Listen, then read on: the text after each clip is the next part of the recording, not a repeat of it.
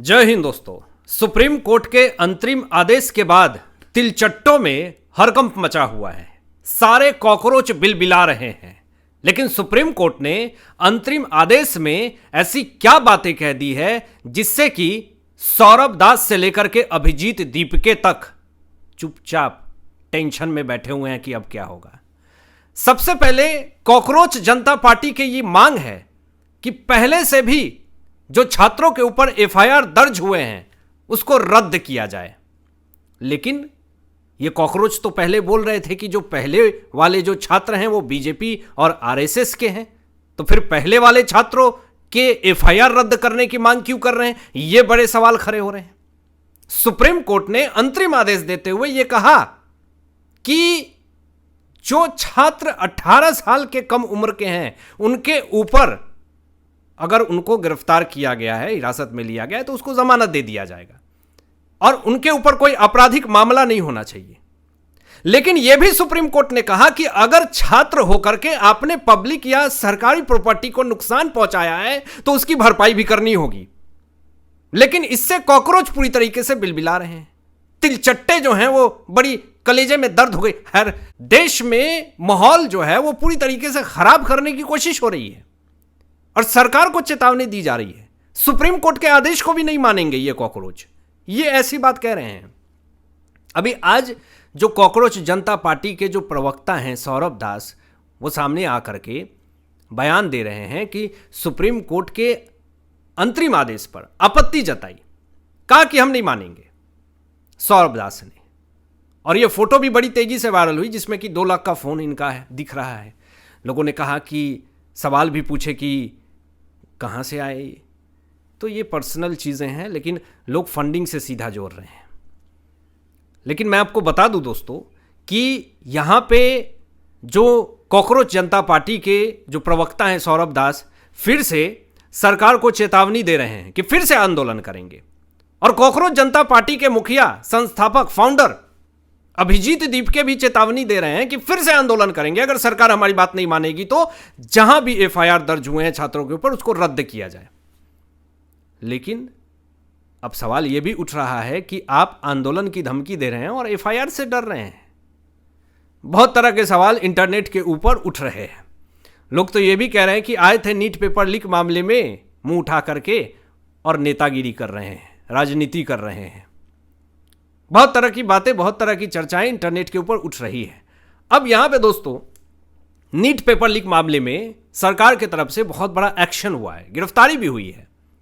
सबसे पहला एक्शन तो यह बता दूं कि सीबीआई ने राउज एवेन्यू कोर्ट में 13 आरोपियों के खिलाफ चार्जशीट दाखिल कर दी है और एक्शन लिया है। गिरफ्तारी भी हुई है, वो मैं आपको बताऊंगा।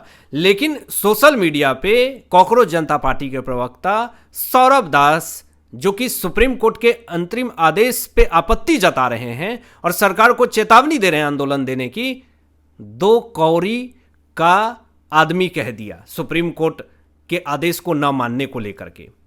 यहां पे सोशल मीडिया पे यह भी कहा कि ये 2 कौड़ी के कॉकरोच सौरभ दास को ये शर्त रखेंगे। देश संविधान से चलता है, कॉकरोचों के शर्तों से नहीं। ये इंटरनेट के ऊपर ट्रोलिंग का सामना करना पड़ रहा है कॉकरोचों को, तिलचट्टों को। अब यहां पे दोस्तों सुप्रीम कोर्ट ने साफ तौर पे यह कहा कि प्रदर्शन के दौरान जो छात्र ने हिंसा करी, सरकारी और पब्लिक प्रॉपर्टी को नुकसान पहुंचाया, उसकी भरपाई करनी होगी। आपने सिस्टम को अपने हाथ में लिया तो फिर सिस्टम आपके खिलाफ कार्रवाई करेगा। अभी यहां पे राजनीति वार पलटवार भी हो रहे हैं। तरह तरह के सवाल, वार पलटवार, प्रतिक्रियाएं, राय, विचार, मशवरा, बहुत तरह की चीज़ें सामने आ रही है। अब इसी बीच में स्वाति मालीवाल, जो कि राज्यसभा सांसद हैं, पहले आम आदमी पार्टी में थी और आम आदमी पार्टी की धज्जियां भी उड़ा चुकी हैं, और किस तरीके से सीएम हाउस के अंदर अरविंद केजरीवाल के सामने इनके साथ हाथापाई, मारपीट, तमाम चीज़ें हुई, एलिगेशन लगाए गए स्वाति मालीवाल जी की तरफ से। तो यहां पे स्वाति मालीवाल जी की तरफ से ये एक बड़ा बयान आया कि कॉकरोच जनता पार्टी को अरविंद केजरीवाल ने बनाया है, उनसे ही फंड मिला है कॉकरोच जनता पार्टी को। यह बहुत बड़ा स्टेटमेंट है। आज अगर कॉकरोच इतने तेवर में बात कर रही है और सरकार को ललकार रही है, तो इसके पीछे फाइनेंशियल सपोर्ट बहुत बड़ा मैटर करता है।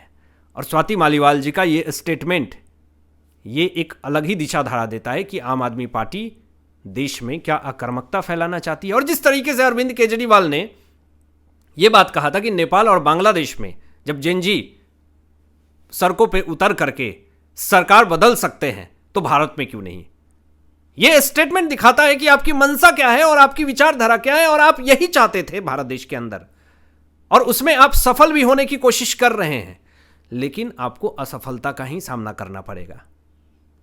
दोस्तों, यहां पर बड़ा स्टेटमेंट आया संसद के अंदर, एक बहुत बड़ा खुलासा हुआ कि 2004 से 2009 के बीच में कांग्रेस सरकार में सिर्फ और सिर्फ पेपर लीक हुए हैं।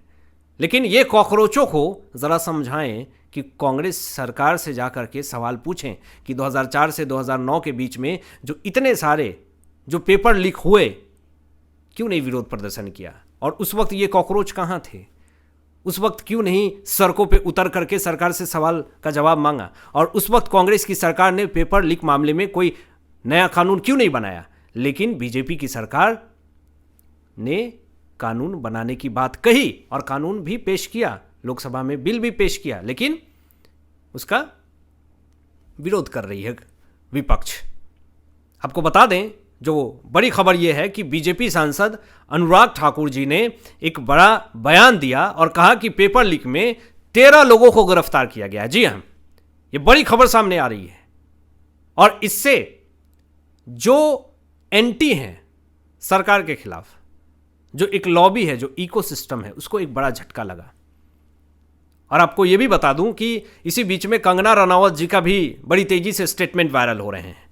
कंगना रनावत जी ने जो बयान दिए हैं, कॉकरोचों को बड़ी तकलीफ हो गई, मिर्च लग गई कॉकरोचों को, बड़ी दिक्कत हो गई। कह रहे कंगना रनावत ने कॉकरोचों को, तिलचट्टों को ऐसा कैसे कह दिया, तिलचट्टों का तो सम्मान होना चाहिए देश के अंदर, ये कंगना रनावत जी ने कॉकरोचों को ऐसा कैसे बोल दिया।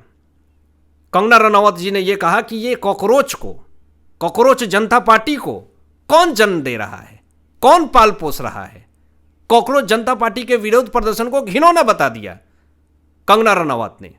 बड़ी मिर्च लग गई सौरभ दास को, अभिजीत दीपके को कि यार कंगना रनावत ऐसा कैसे बोल सकती हैं, कॉकरोच जनता पार्टी के विरोध प्रदर्शन को घिनौना कैसे कह सकती हैं।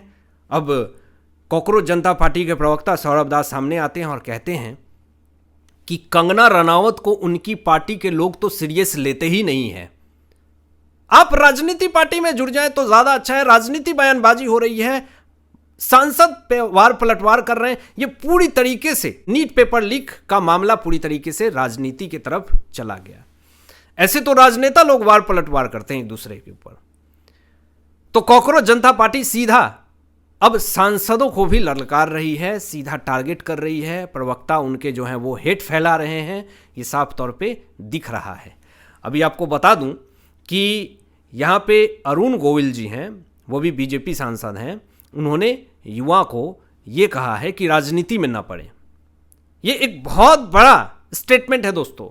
इससे ये साफ तौर पे पता चल रहा है कि कुछ ऐसे युवा हैं, कुछ ऐसे छात्र हैं जो अपने जीवन में कुछ करना चाहते हैं, उनको सॉफ्ट टारगेट किया जा रहा है, उनको मैनिपुलेट किया जा रहा है, उनका माइंड वॉश किया जा रहा है, और उनको ये बताया जा रहा है, छोटे छोटे बच्चे जिनको राजनीति की उतनी समझ भी नहीं है और क्या हो रहा है देश के अंदर, बस उनको किस तरीके से बहका करके, बहला फुसला करके लाया गया और उनको जहर उगलवाया जा रहा है।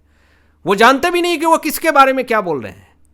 वो देश के सम्मानित पद पे बैठे भारत देश के प्रधानमंत्री नरेंद्र मोदी जी के खिलाफ जहर उगल रहे हैं। जब ऐसे लोगों के ऊपर कार्रवाई हो रही है तो तुरंत मिमियाने लग रहे हैं, तुरंत माफ़ी मांगने लग रहे हैं। लेकिन अपील ये है कि बहकावे में किसी के ना आए और अपने उज्जवल भविष्य के लिए जी तोड़ मेहनत करें। यही असली सॉल्यूशन है। अब आपकी क्या राय है इन तमाम विषयों पे अपनी विचार व्यक्त कीजिएगा और मिलते हैं लेटेस्ट ब्रेकिंग एनालिसिस के बाद। तब तक अपना ध्यान रखें, ख्याल रखें। सत्यमेव जयते। जय हिंद।